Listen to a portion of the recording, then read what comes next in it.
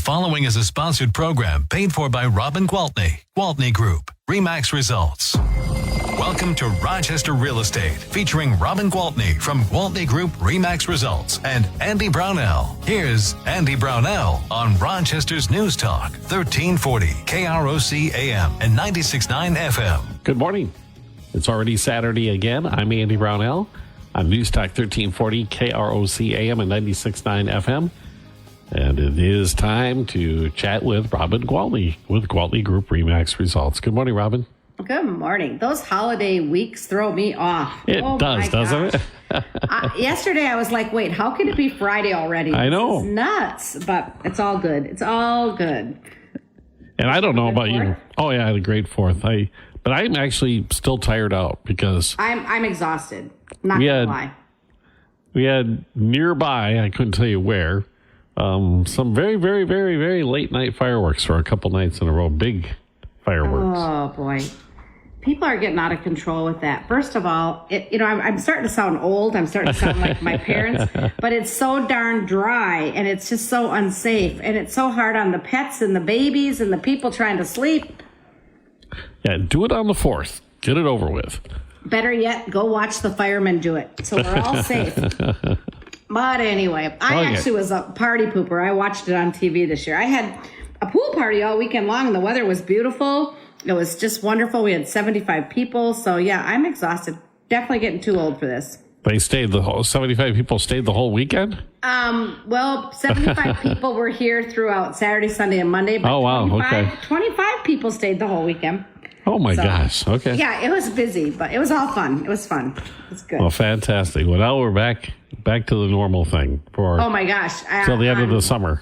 On Wednesday, I was like, oh, now I'm paying for it. I think I worked 12 hours Wednesday, but, you put things off, and then it's time to rock and roll. So that's why the week went so fast.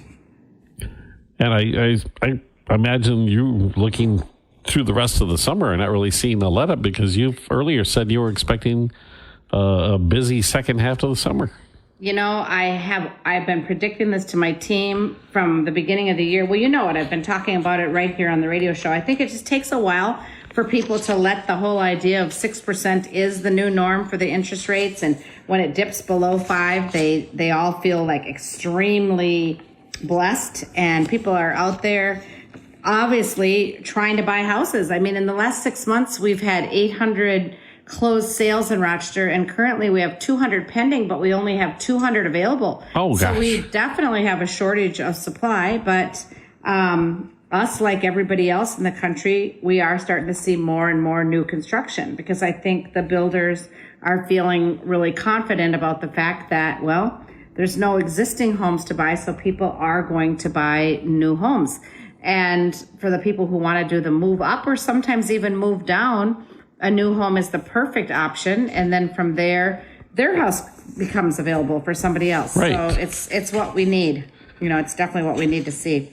It is really the key to all of it, isn't it? I mean, it's such an economic boon to have a home built, and all the work that goes into having that home built, and all the people who have a job because of it, and the appliances that are sold, the carpet, the whole everything. Works. Yep, it's exactly right. So seeing new construction, whether you're in the market or not, is definitely a good sign for the economy for all of us. So I think that's a really good point that you make, Andy. And there's something about, I don't know, that when it's brand new, a house is, well, it's like a brand new car, It's got that newness to it, and there's something special about that.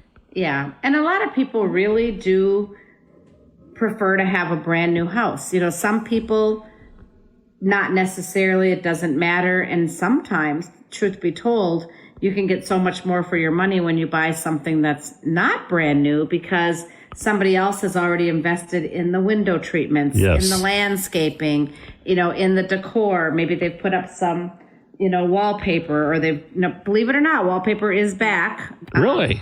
Not a ton of it, but you're seeing some accent walls, and you're seeing like maybe in a dining room or I don't know, sometimes in a powder room, but there's some really cool wallpaper out there. I've even seen some in nurseries. So yeah, it's fun. Okay. So are my wood stained cabinets ever coming back?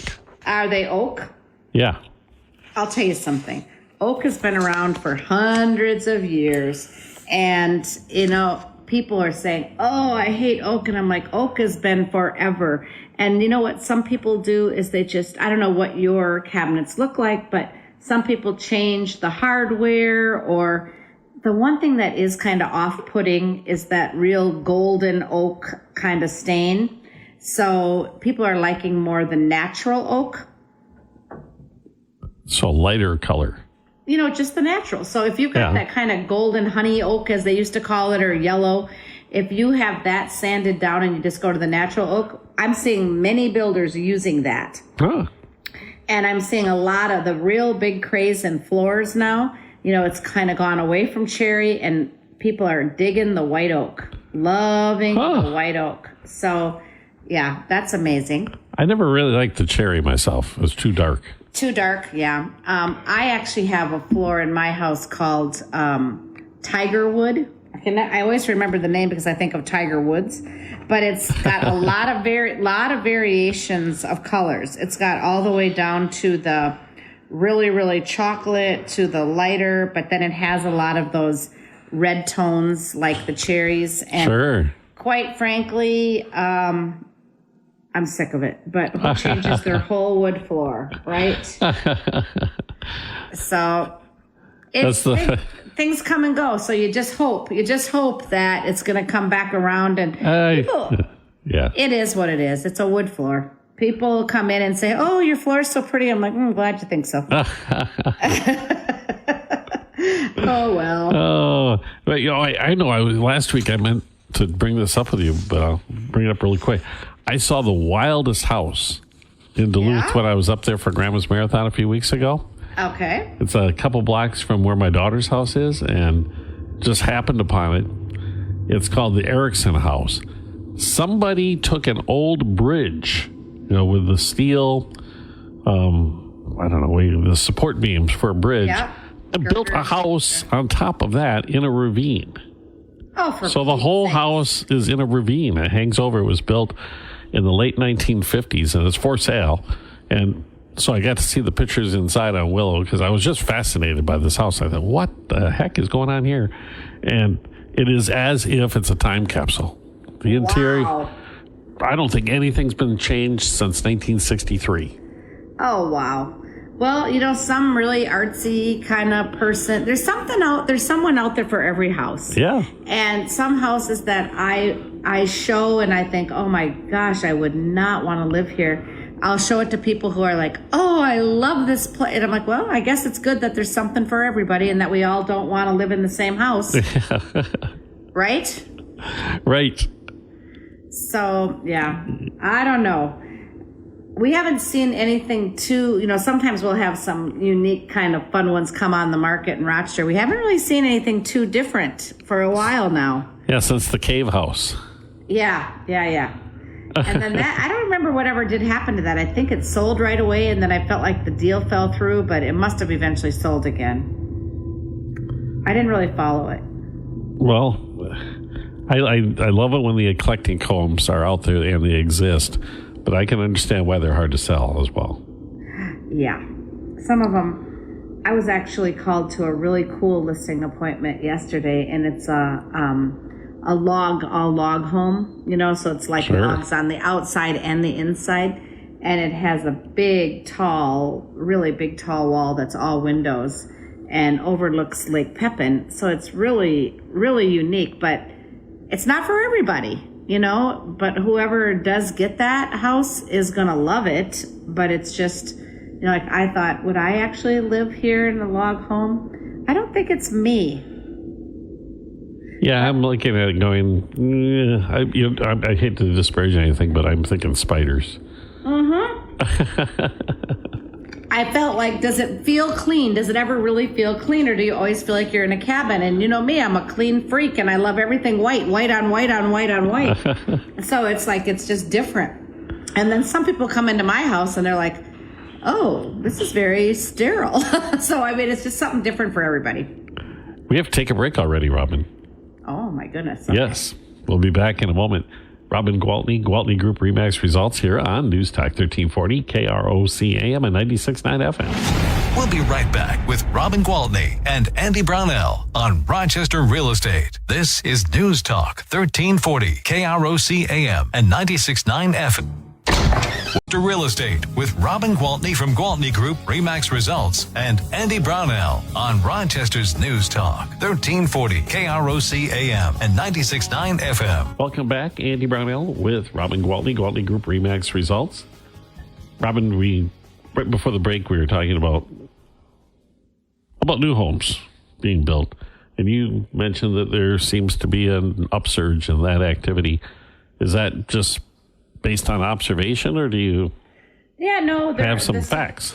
No, that is a very factual statement. We actually have seen, now this is not our market specifically, but in general, new homes jumped 12.2% month over month from May to June, and are up right now 20% compared to a year ago. So that is good news. It is good news. And I think for a while, they almost came to a stop because remember how crazy the prices were for lumber and for, every little thing that you needed to build a house. And after COVID, when we couldn't get products and what a disaster. Yeah, it was really, really hard. It took you over a year to get a window. Yes, exactly. So now I think things are, leveling back out. And as of today, the new home inventory is actually comprising of almost a third, 31% of all total housing inventory. That was at the end of June. So pretty recent data. And historically, new construction makes up between 10 and 15%. So we're talking, more than double of what's normal. So definitely we are seeing more new home. So it's not just what I'm observing, but those are the facts. So, and it's encouraging. It's encouraging that home builders have ramped up production because, like you said earlier, before we took the break, it's not just that we have more houses to sell, but more people have employment and more companies are selling their products. And it's just a good thing, a win-win all the way around. And I know that when we were in the middle of the pandemic and the real estate surge was happening with the unbelievable low interest rates, the suppliers of the materials for the new homes were a little bit wary of ramping up production because they were concerned that might not last. And perhaps they're getting some confidence themselves that there's still some, sustained demand for their products so they can get out there and make more of it. Well, and of course, it's all connected because the banks also got more conservative. So if there was a developer who wanted to put in 30 houses, the banks were like, let's do 5. And when those are sold, let's do 5 more, Sure. So I think there's just a lot of things that come into play. Yeah, when they were, for a while there during the boom days of the 90s around here, everybody had 5 or 6 spec houses laying all over the place. Exactly. It was very, very commonplace to have tons of them. People will come into the market now shopping and say, well, what do you have for new construction? And for a while there, it's like, pretty much everything that's being built is being built for someone. Very few spec homes, but we've surpassed that now, and we do have spec homes, so it is nice. And you alluded to it earlier. The real sweet thing about this as well is that it allows another home to be freed up and put on the market that may be more affordable than the new home. Exactly. And I did read something recently. You hear me talk about Lawrence Yun a lot. And yes. He's the money guy for the National Association of Realtors, the chief economist, right? And I'll quote him. He says, there should be more focus on boosting existing home inventory with temporary tax incentive measures.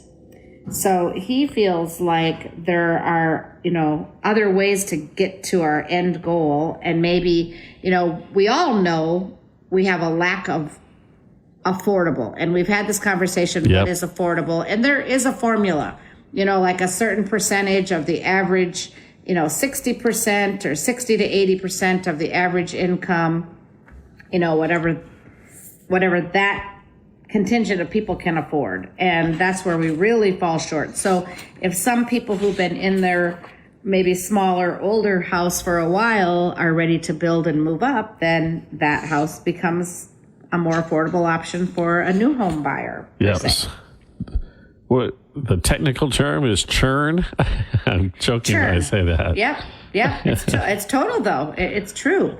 It's like we just have to. It's like like when we were in 7th or 8th grade science class, and you learn the little cycle of life. How this animal eats this animal eats this animal. It was a hard thing to learn. It was a hard lesson to learn, but it's true. It's what it takes to make the world go around. Yeah. So anyway, there we go. We're talking real estate and 7th grade science all in the same conversation. Bring that biology in there. Okay, so we also touched on the second half of the market. And it's been my opinion all along that the second half of the year in this local real estate market is going to be better than the first half. And not that the first half was bad, but, slower for some people for sure. I was one of the fortunate ones who have managed to stay very busy. Thank you to all of the listeners who have been my past and current clients and future clients, because I appreciate staying busy. But when I'm reading here, what to expect from the housing market in the second half of 2023, I found some interesting things. It says that the outlook of the U.S. housing market in the second half of the year comes down to two familiar words: mortgage rates. So in the first half, high rates have kept housing in a state of suspended animation as borrowing costs priced out prospective buyers, while homeowners with mortgage rates of 3% or less are unwilling to sell. How many times have I said? Right. They're sitting in a house that they refinanced at 3%. So even though they're bursting at the seams and really want to get a bigger house, it's just been a hard pill to swallow to give up that beautiful interest rate and then lock in for double, right? So that's where I want to revisit let's focus on what is your monthly payment going to be. Yes. Let's not focus so much on what is your interest rate, not even what is the price of the house, but what it breaks down to is what is it going to cost you each month, and is that something you can afford comfortably? Because if it is, then don't pass up the opportunity to make that move. You work hard if you're affording, if you have that ability to move up and the need to move up, then I'm going to say, for Pete's sakes, allow yourself to do it. Yes. Life is too short. Life is too short. It is. It's exactly right. I was getting my hair cut yesterday, and the gal that cuts my hair said, "Oh, Robin, I'm so sorry to hear about both of your parents. And it's been such a tough year for you." And I said, you know what? The toughest part of all is that I look at Scott and I say, we're the old people now. I know. We are the old generation. Everybody else is younger than us. And that is scary. I'm like, okay, do I need to plan some trips? What do I got to do? How much time do we have left here? Now you're in my head. Oh, my goodness. Okay. We have to take a break. We'll be back in just a moment with Robin Gwaltney, Gwaltney Group-RE Results, News Talk 1340, KROC AM and 96.9 FM. We'll be right back with Robin Gwaltney and Andy Brownell on Rochester Real Estate. This is News Talk 1340, KROC AM and 96.9 FM.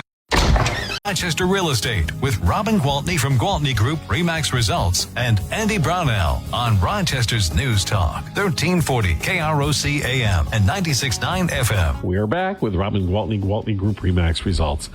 And right before the break, we were talking about the second half of the year, the market, what it looks like, and you painted a rosy picture. And I guess maybe the basic question is what do you think is going to happen as far as home sales prices, all of that. Okay, so here we are, beginning of July. This is usually the peak time in the real estate market. People are usually not getting $10 off the asking price. If we look at the last few years, right? The last 3 years now, consecutively, people have been selling for what they're asking and more. And right now, we're seeing some deals come across the table with closing costs being paid by the seller, or maybe even slightly less price than what they were listed for. And so I'm telling you, buyers that are out there listening, this is not going to last forever. I promise you. The prices are not going to fall apart. Everything is not going to get cheaper. So if you are pre-approved or in the position to be pre-approved and you want to buy a house, do not put it off. People say, well, I'm waiting for the rates to drop. Well, when the rates drop, by that time, the prices have increased. So guess what? Your monthly payment doesn't change. So let's focus on what you can afford each month and let's get the ball rolling, because the sooner you get in that house, the sooner you start building your wealth, gaining the equity. You know, what I always say, that house is the bank account that you can live in, guys. So I really think that if it's even in the back of your minds, bring it to the front of your minds, because as these rates drop and the experts are all calling for it, they all think that, you know, Q4 of 2024 will be hovering back between 5 and 5.5%. That's what I see predicted over and over again. Well, people are going to be like, 5.5%, that's amazing. Well, 6% is not that bad. 5.75 is not that bad. And the price of the house could have gone up at that point, 5 to 6%. Well, and when I'm telling you things like new construction is now a third of the inventory, do you think that means lower prices? No. No. New construction is still going to be higher prices. So the home prices are continuing to go up. The interest rates are continuing to go down.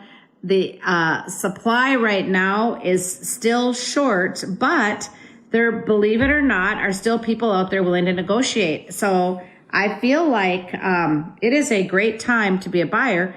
At the same time, it's a great time to be a seller because you're still part of a low inventory. So let's get out there and keep it moving, because I feel like the peak in our market has maybe not been June this year. It might be August and September. We'll talk again then, and I'll bet you our statistics will be that sales are up month over month. So yeah, I'm excited. I think it's all a positive outlook. I think things are great. And hey, on another note, I just saw an article saying that Rochester's Cheap Charlie's business is for sale. Building is for sale after 27 years of being owned by the same guy. So if you're not looking to buy a house, but you want to become a restaurant owner, the opportunity is there. That's anybody who's lived here for any length of time, that's an iconic property. Oh my gosh. Everybody knows Cheap Charlie's. Oh my gosh. If you haven't had breakfast at Cheap Charlie's, you're missing out. So anyway. Do you have any listings this week? I do. Let me see. Oh, another thing I wanted to mention is I'm very happy to see that most of the people have moved back into Rochester Towers. Yes. We had just sold a unit. True story. The guy got here. He bought it from outside of the country.